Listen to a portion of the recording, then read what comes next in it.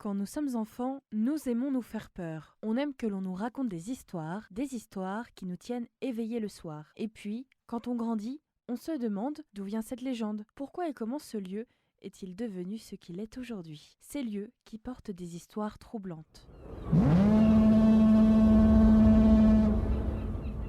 Bienvenue dans Phénomène sur Westrack Radio, votre émission qui décortique les mystères et événements les plus intrigants de notre civilisation. Il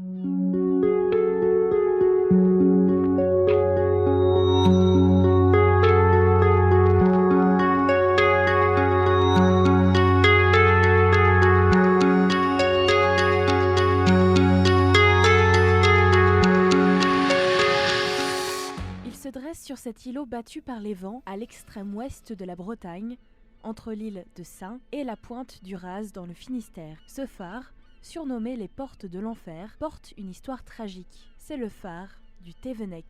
Feu devenu permanent dès 1910, du fait de son accès difficile et de l'absence de gardiens volontaires, il accompagne le phare de la Vieille dans la sécurisation du passage du Raz de Saint qui présente de nombreuses difficultés. Il a d'ailleurs été inscrit au titre de monument historique par arrêté du 31 décembre 2015. Thévenec, traditionnellement connu pour sa légende de phare maudit, est l'unique maison phare construite au large. Pour ces raisons, il est connu du monde entier et représente un des lieux les plus emblématiques du patrimoine des phares en France. Avant même l'édifice du bâtiment, l'îlot est déjà considéré comme infortuné. Un naufragé y serait resté, abandonné sur un rocher, appelant vainement à l'aide. Il aurait agonisé durant 4 jours.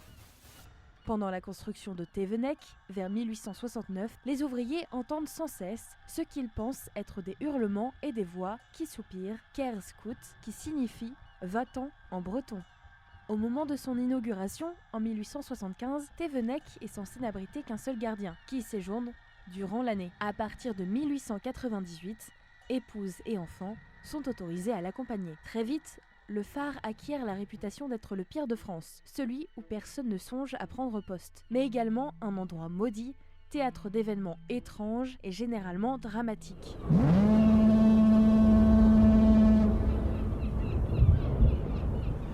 Le premier gardien, Henri Guesnec, sombre dans la folie après quelques semaines passées dans les lieux, lui aussi prétend avoir entendu des voix murmurant « Kerscout, Kerscout, Ama, Mama, Flag, va-t'en ». Va-t'en d'ici, c'est ma place. Il décide donc de céder la place à Alain Ménou, qui y reste tout de même 7 longues années avant de devenir fou lui aussi. On croit le phare de Thévenec maudit. Ses courants violents et ses nombreux récifs acérés sont responsables au fil du temps de nombreux naufrages. Son nom vient sans doute de là, la baie des Trépassés. Saint fut autrefois le domaine de redoutables prêtresses, les Cènes. On leur prêtait le pouvoir de lever les tempêtes et de se métamorphoser en toutes sortes d'animaux, d'interpréter les rêves, de dialoguer avec les morts, voire de les ressusciter. Le philosophe et historien Tacide affirme même qu'elles accomplissaient des sacrifices nocturnes, toutes nues, le corps teint de noir, les cheveux en désordre, des torches à la main et s'agitant comme des furies. Certains pensent aussi que ce lieu chargé de mystère est dominé par les forces de l'océan et serait la résidence de l'Ankou, la personnification de la mort en Bretagne.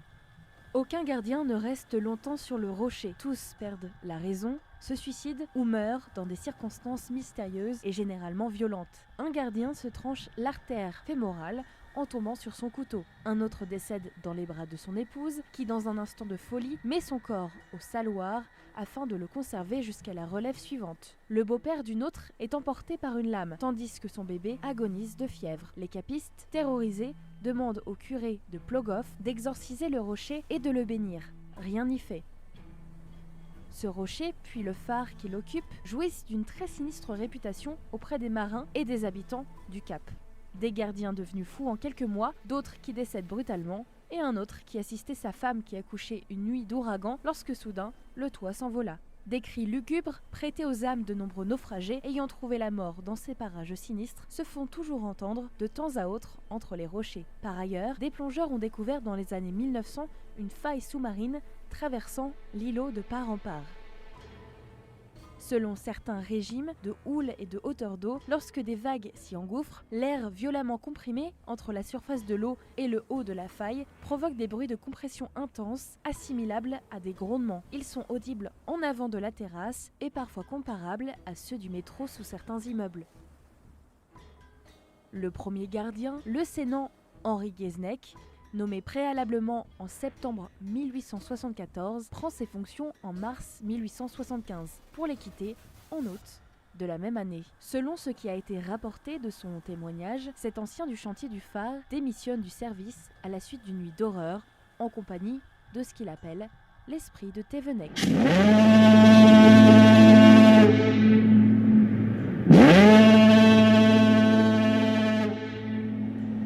Ce témoignage, rapporté en 1891 par l'érudit régional Hyacinthe Le Carguet, est repris par Anatole Le Braz, puis plus tard par Charles Le Goffic, et un cortège d'écrits qui ne tarit pas, confortant à jamais le statut du phare hanté de Thévenec.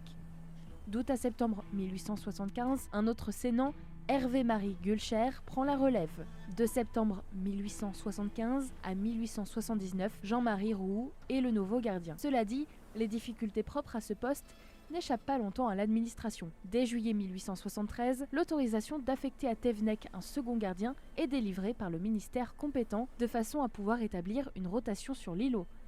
Mais les candidats restent rares et ceux qui acceptent le poste demandent rapidement leur mutation. D'août 1876 à 1879, c'est Guillaume Quesnec, souvent présenté à tort comme le premier gardien. De 1881 à 1896, Corentin Couquet, qui avec 15 ans passés sur le phare, détient le record absolu de service le plus long à Thévenec. De 1894 à 1897, se succèdent d'abord comme second gardien, puis deux par deux, après le départ de Corentin Coquet en 1896, pas moins de 10 gardiens, l'un restant 1 mois, les autres de quelques mois à 21 mois, comme Jean-Marc Venec. En décembre 1897, pour tenter de remédier à ces difficultés de recrutement, il est décidé que Thévenec sera désormais desservi par un gardien accompagné de sa femme, qui assurera les fonctions d'auxiliaire pour un salaire de 50 francs par mois. Un premier couple s'installe dès la fin de l'année, les millénaires. C'est au cours de leur affectation, en novembre 1898, que la source de lumière du feu passe au gaz. À la suite des millénaires, en décembre 1900, c'est Marie-Jacquette Kéméré qui s'y installe avec son mari Louis, gardien du phare, et un enfant de 9 mois. Ils resteront 5 ans à ce poste, un record pour le phare de Thévenec, après celui du gardien Corentin Coquet. Marie Kéméré donnera naissance à 3 enfants au cours de cette période, qui naissent sur le continent. Le ravitaillement de l'île s'effectue alors toutes les 2 semaines, quand le temps le permet, ce qui est loin d'être toujours le cas.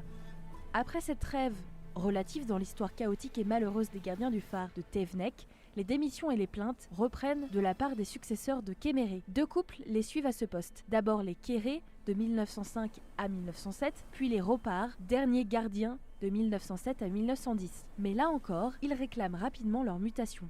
Depuis cette date, plus personne n'a habité longuement à Thévenec, sauf en 2016, lors de son séjour, le président de la SNPB y est resté pendant 69 jours en solitaire de février à mai. Au total, pas moins de 23 gardiens et gardiennes se sont succédés à Thévenec en 35 ans de gardiennage. Aucun d'entre eux n'a réussi à percer les mystères de ce phare maudit.